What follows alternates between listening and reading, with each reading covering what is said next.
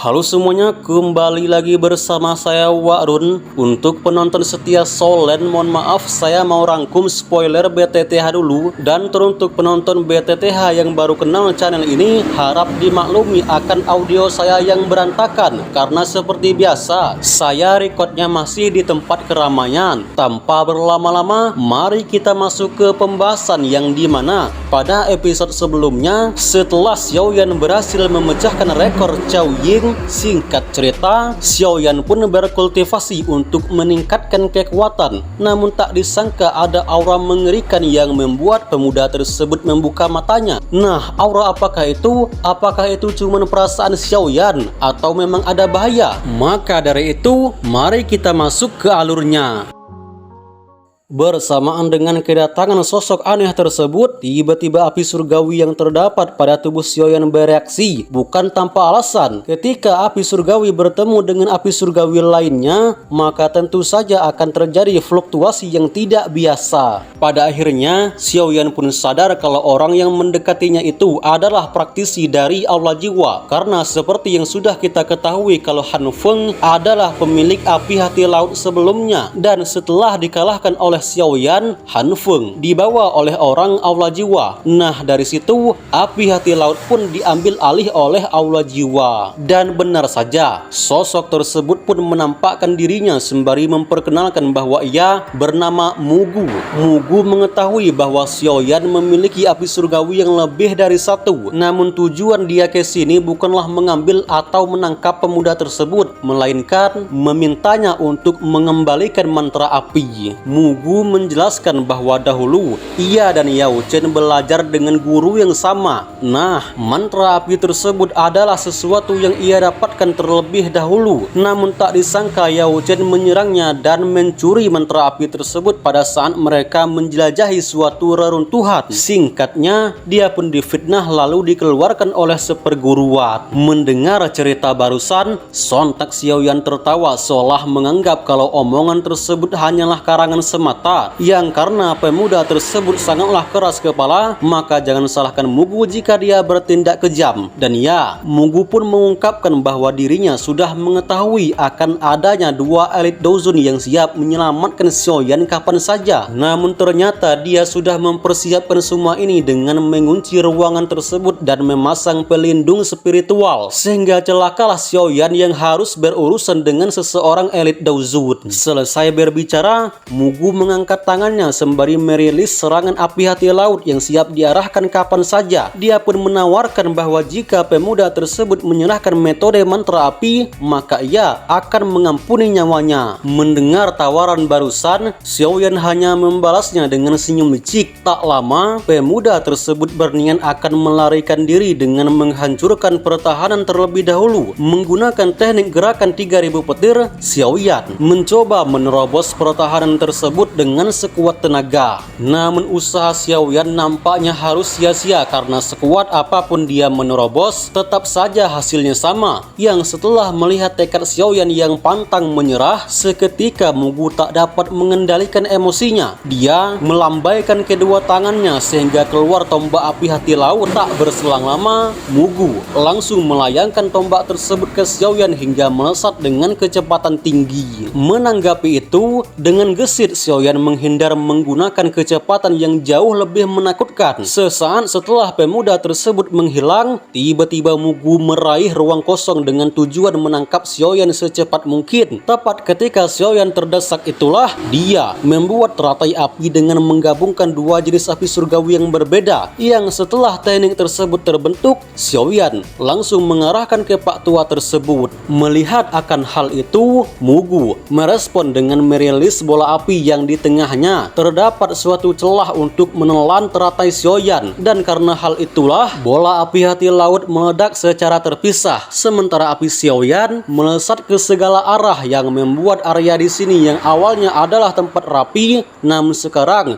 menjadi kekacauan total. Tak lama setelah ledakan itu reda, Mugu mengakui akan kehebatan teknik Xiaoyan. Akan tetapi berdasarkan kultivasi yang masih terlampau jauh, maka tentu saja akan sia-sia. Tak mau menyerah dengan begitu saja, Xiaoyan terus memukul pertahanan spiritual dengan sekuat tenaga. Namun lagi dan lagi usaha pemuda tersebut hanyalah sia-sia. Sembari mencari cara lain, Xiaoyan pun menebak kalau ranah Mugu sekarang setidaknya sudah mencapai bintang 3 atau 4 dauzun. Namun Xiaoyan tetaplah Xiaoyan. Meskipun Pak Tua tersebut cukup kuat, namun dia tak mungkin bisa ditindas semudah itu. Karena pemuda tersebut bersikeras ingin melawannya, Mugu pun mengingatkan bahwa jangan salahkan dirinya jika bertindak kejam. Dan ya, mata orang berjubah hitam tersebut menjadi tajam. Sembari menyebar aura yang mengerikan, dia perlahan melangkah di udara menuju Xiaoyan, yang setelah melihat akan hal itu, seketika Xiaoyan nampak ketar-ketir. Serangan pertama pun mengenai bagian belakangnya. Namun saat Mugu ingin merilis serangan kedua, dengan cepat pemuda tersebut mengeluarkan boneka iblisnya sehingga membuat dirinya bisa menarik nafas lega dalam sesaat. Tak berselang lama, Xiaoyan akhirnya merilis teknik andalannya, yaitu dengan menggabungkan 3 jenis api surgawi. Tak cukup sampai di situ, Xiaoyan menarik nafas panjang sebelum meniupkan api putih yang perlahan keluar dari mulutnya, sehingga Mugu yang menyaksikan akan kehebatan teknik tersebut, sontak dirinya terheran-heran seolah tak percaya bagaimana mungkin pemuda tersebut bisa menyatukan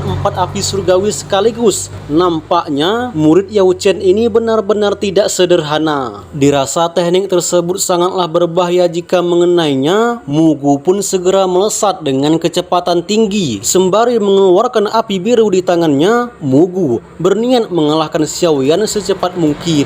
Menyadari akan hal itu, dengan cepat pemuda tersebut merespon menggunakan gerakan 3000 petir, yang setelah dirinya menyelesaikan 4 gabungan api surgawi, Xiaoyan langsung mengarahkan teknik tersebut ke Mugu. Tepat ketika kedua praktisi tersebut hendak adu api, tiba-tiba pelindung spiritual Mugu hancur dalam seketika. Tak lama terdengar suara yang menggelegar dari arah langit. Berani-beraninya kau mengacau wilayah Pilku. Membuat Mugu yang mendengar ucapan tersebut seketika wajahnya berubah seolah merasakan kepanikan yang bersangatan. Pada akhirnya dia pun sadar kalau orang tersebut ialah Xuan Kongzi.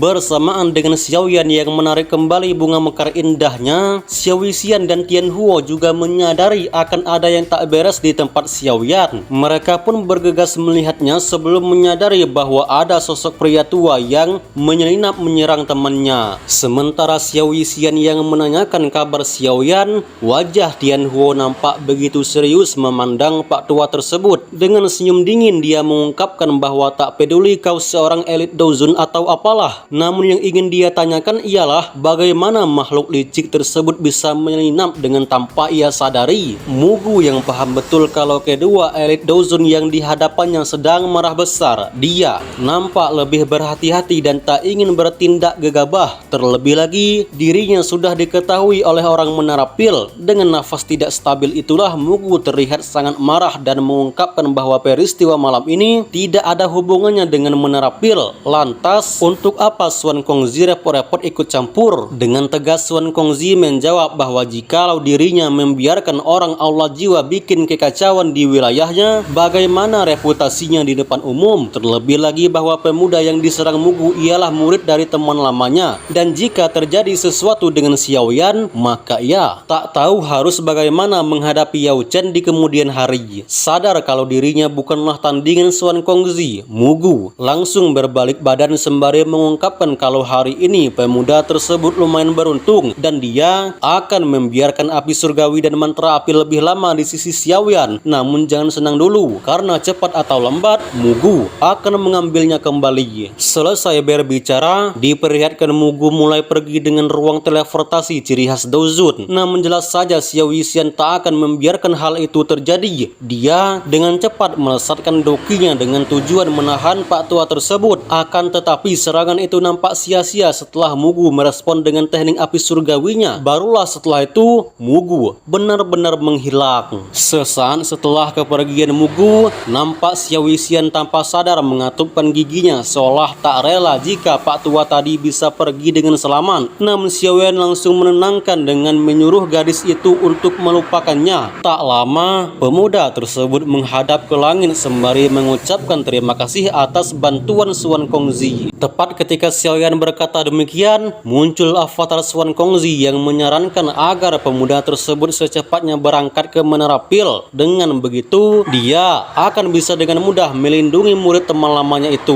Sebelum pergi, Suan Kongzi juga mengingatkan bahwa Xiao Yan harus berhati-hati dengan sekte Suan Dalam, bukan tanpa alasan, karena diketahui bahwa sekte Suan Dalamlah yang telah membocorkan keberadaan Xiao Yan ke orang aula jiwa. Bersamaan dengan menghilangnya Suan Kongzi, nampak wajah Xiao Yan menjadi serius sembari merenungkan situasi ini. Dia pun tak menyangka kalau hubungan gurunya dan Menara Pil ternyata cukup baik. Terjadi perbincangan ringan saat Xiao Yan menceritakan Mugu yang merupakan orang dari aula jiwa. Namun sekali lagi, meskipun aula jiwa sangatlah menakutkan, tapi tetap saja dalang dari peristiwa malam ini ialah sekte Suan Dalam. Dan karena sudah demikian, maka ketiga praktisi tersebut berniat ingin membalaskan akan perbuatan mereka. Namun karena hari sudah malam, maka mereka akan bertindak di esok hari. Saat ini, Xiao Yan masih memikirkan perihal Mugu yang dianggapnya memiliki latar belakang mengerikan. Sesaat setelah dirinya berpikir panjang, dia pun teringat akan api hati laut yang tiba-tiba di tangan Mugu. Nah, mungkin saja Han Feng tahu latar belakangnya, mengingat pengkhianat tersebut sudah berkali-kali bertemu dengan orang aula jiwa. Tanpa berpikir panjang, Xiao Yan langsung mengeluarkan botol gioknya sebelum keluar tubuh arwah Han Feng. Dia pun menanyakan kepada siapa Han Feng memberikan api surgawinya, apa latar belakang orang yang menyerangnya tadi, seperti apa posisinya di aula jiwa, apa hubungannya dengan Yao Chen, kenapa dia bisa tahu kalau mantra api bisa di tangannya.